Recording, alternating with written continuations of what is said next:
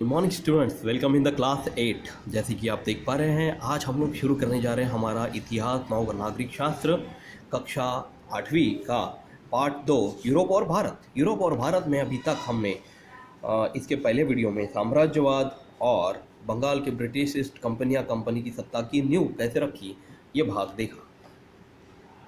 आज हम लोग उसके सामने का भाग शुरू करेंगे, वो है अंग्रेज मैसूर संघर्ष।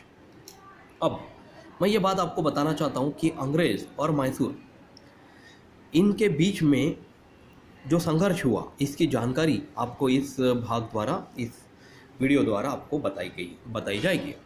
अब ऐसा हुआ है कि मैसूर राज्य के जो हैदर अली थे, उन्होंने सबसे पहले तो विद्रोह किया राजा के खिलाफ और मैसूर राज्य को अपने अधिकार में कर लिया, है ना। किसने? हैदर अली ने मैसूर राज्य को अपने अधिकार में कर लिया। अब देखिए, हम लोग अंग्रेज़ों की बात कर रहे हैं, ब्रिटिशों की बात कर रहे हैं, तो ब्रिटिश और वही अंग्रेज़, इनकी सत्ता हड़पने की लालसा भारत में बढ़ती ही जा रही थी और उनको ऐसा लग रहा था कि हमारा एक भी राज्य भारत का ऐसा न हो कि जिसमें अंग्रेज़ों की सत्ता ही न हो। इसलिए उनकी क्रूर दृष्टि मैसूर राज्य पर पड़ी अंग्रेज़ों की। इसलिए वो हैदर अली की मृत्यु के पश्चात मृत्यु के बारे में सोचते रहते थे। परंतु हैदर अली की मृत्यु हुई, उसके बाद उनका बेटा टीपू सुल्तान जो है वो मैसूर का सत्तासीन बना, है ना। टीपू सुल्तान जी का नाम आपने बहुत सुना होगा बेटा। बहुत आदरणीय इसलिए थे कि उन्होंने अंग्रेज़ों के विरुद्ध पूरे प्राणपण से युद्ध किया। मतलब अंग्रेज़ जो थे वो मैसूर राज्य अपने हाथ में लेना चाहते थे, उसके ऊपर अपना प्रभुत्व बनाना चाहते थे। इसलिए उन्होंने भी अंग्रेज़ों ने जो टीपू सुल्तान थे, उत्तराधिकारी सत्तासीन मैसूर राज्य के, उनके ऊपर आक्रमण किया, उनसे युद्ध किया और अंततः 1799 में श्रीरंगपट्टम में हुए युद्ध में टीपू सुल्तान का मृत्यु हुआ। इस प्रकार अंग्रेज़ों का मैसूर प्रदेश पर अधिकार हो गया। मतलब देखिए, टीपू सुल्तान की मृत्यु हो जाने के पश्चात अंग्रेज़ों ने मैसूर प्रदेश अपने अधिकार में ले लिया।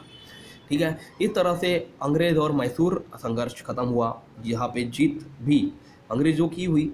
अब इसके बाद हम लोग चलते हैं सिंध राज्य पर, जो अंग्रेज़ों के अधिकार में चला गया। वो कैसे चला गया देखिए। तो भारत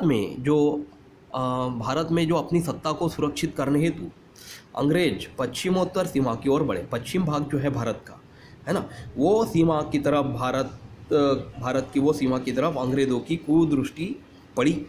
और जैसे उन्हें भय था, मतलब अंग्रेज़ों को भय था कि रूस भारत पर अफगानिस्तान से आक्रमण करेगा। मतलब यदि रूस ने भारत पर आक्रमण कर लिया तो उनका जो बना बनाया खेल था अंग्रेज़ों का, वो ख़त्म हो जाता था, है ना। और फिर हमारे भारत पर रूस राज्य की सत्ता होती। इसलिए रूस भारत पे आक्रमण न करे और अफगानिस्तान का रास्ता बंद हो। परिणामतः अंग्रेज़ों ने अफगानिस्तान पर अपना प्रभाव स्थापित करने का निश्चय किया। मतलब अफगानिस्तान अपने कब्जे में लेने की सोच ली।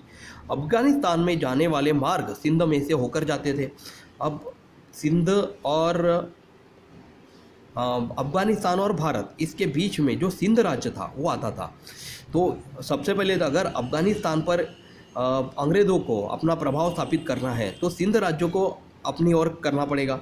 इसलिए अंततः सिंध का महत्व अंग्रेज़ों के ध्यान में आ गया और ईस्वी सन 1843 ईस्वी सन में उन्होंने सिंध को भी हड़प लिया। मतलब सिंध राज्य पर भी उन्होंने अपना वर्चस्व प्रस्तावित कर लिया और अफगानिस्तान और भारत देश की जो सीमा है उसको अपने कब्जे में ले लिया। इस तरह से अंग्रेज़ों का सिंध पर अधिकार स्थापित हुआ। अब इसके बाद जो आखिरी इस पाठ का भाग है वो है बेटा सिख सत्ता की पराजय। अब देखिए, सिखों के बलिदानों के बारे में आपने बहुत जानकारी प्राप्त की होगी, अर्जित की होगी, परंतु मैं और अच्छे से बता सकता हूँ कि हुआ क्या कि सिख सत्ता की पराजय हुई और अंग्रेज़ों की जीत हुई। क्या हुआ? तो 19वीं शताब्दी के प्रारंभ में पंजाब की सत्ता रणजीत सिंह के हाथ में थी। मतलब 19वीं शताब्दी के प्रारंभ, मतलब 1901 से लेकर 1910 तक रणजीत सिंह जो थे वो पंजाब प्रांत के उत्तराधिकारी थे और उन्हीं के हाथ में वो सत्ता भी थी। अब रणजीत सिंह की मृत्यु हो गई और उनके पश्चात उसका अल्पवयीन बेटा मतलब वो छोटा बच्चा जो है रणजीत सिंह का, दलीप सिंह गद्दी पर बैठा। अब देखिए बेटा, छोटा बच्चा होने के कारण बहुत सारे सरदार जो हैं उसको विरोध करते हैं कि इसको कुछ समझता नहीं है और ये गद्दी पर बैठ गया, ये शासन कैसे चलाएगा, ये राज्य कैसे चलाएगा। तो पंजाब राज्य चलाने के लिए उसकी ओर से मतलब दलीप सिंह की ओर से उसकी माँ रानी जिंदन राज्य का प्रशासन चलाने लगी, क्योंकि रणजीत सिंह बहुत कम अवधि में मृत्यु हो गई उनकी, और फिर बच्चे को यानी कि दलीप सिंह को राज्य चलाना नहीं आ रहा था, इसलिए उसकी माँ रानी जिंदन जो है वो प्रशासन चलाने लगी। परंतु बहुत सारे सरदारों पर उसका अंकुश नहीं रहने लगा था, मतलब सरदार उसकी सुनने नहीं लगे थे। यह अवसर का लाभ उठाकर अंग्रेजों ने कुछ सरदारों को बैला फुसलाकर अपने पक्ष में कर लिया। मतलब अंग्रेज तो यही चाहते थे कि विद्रोह हो या फिर आपस में ही राज्य के बीच में मुठभेड़ हो या फिर दंगे हो और एक दूसरे को ख़त्म करें लोग, और फिर वहाँ पे अंग्रेजों की सत्ता प्रस्थापित हो जाए। यह अंग्रेज की नीति थी, कूटनीति थी। तो अंग्रेज पंजाब पर आक्रमण करेंगे ऐसी सोच सिखों की बन गई। इसलिए अब देखिए, पंजाब को तो पता था, पंजाब राज्य में रहने वाले रहवासियों को पता था कि पंजाब जो अंग्रेज जो है वो हर एक राज्य पर अपना वर्चस्व स्थापित कर रहे हैं, पंजाब पर भी करेंगे। तो परिणाम स्वरूप उन्होंने अंग्रेजों पर आक्रमण कर दिया, मतलब सरदारों ने अंग्रेजों को विरोध करना शुरू कर दिया। तो सिख और अंग्रेजों में हुए इस प्रथम युद्ध में सिखों की पराजय हुई। ठीक है, मतलब सिख उनके पिस्तौल और उनके नए कूटनीति को विरोध नहीं कर पाए और उनकी हार हुई और अंग्रेज़ों को जीत हुई। अंग्रेज़ों ने दलीप सिंह को गद्दी पर यथावत बिठाए रखा। देखो, अंग्रेज़ों की कूटनीति कि दलीप सिंह को जो छोटा बच्चा था, है ना, तो उसको बिठाए रखा और पंजाब में अंग्रेज़ों का प्रभाव बढ़ता जा रहा था। अब वो बच्चे को समझ में आ नहीं रहा था, रानी को हटा दिया और फिर बाकी जो वर्चस्व था, बाकी जो नियम और जो निर्णय लेने की ज़रूरत पड़ती थी वो तो सब अंग्रेज़ ही लेते थे। तो पंजाब में अंग्रेज़ों का प्रभाव इस तरह से बढ़ता गया और यह कुछ स्वतंत्रता प्रिय सिखों को मान्य नहीं था, क्योंकि कहीं पे भी कुछ भी कर देना या फिर हमारे भारतवासियों को तुच्छ समझना, उनका विरोध करना, उनके ऊपर उनको बंदी बनाना, ये सब चीज़ें बहुत सारी सिखों को मान्य नहीं थी।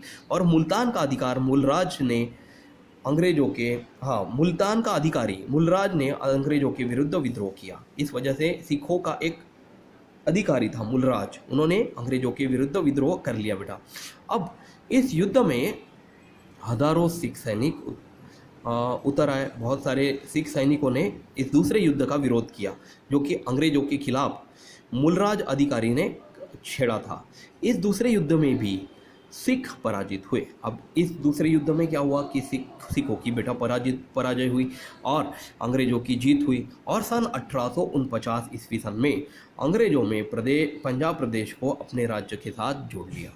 तो इस वजह से सन 1849 में अंग्रेजों ने पंजाब प्रदेश को भी अपने राज्य के साथ जोड़ लिया।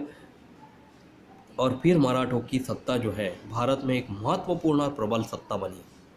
और वो कैसी बनी? मराठों ने इस अंग्रेज़ों का विरोध कैसे किया? देखिए, आप सब महाराष्ट्र में रहते हैं। मराठा राज्य और मराठा संस्कृति के हमारे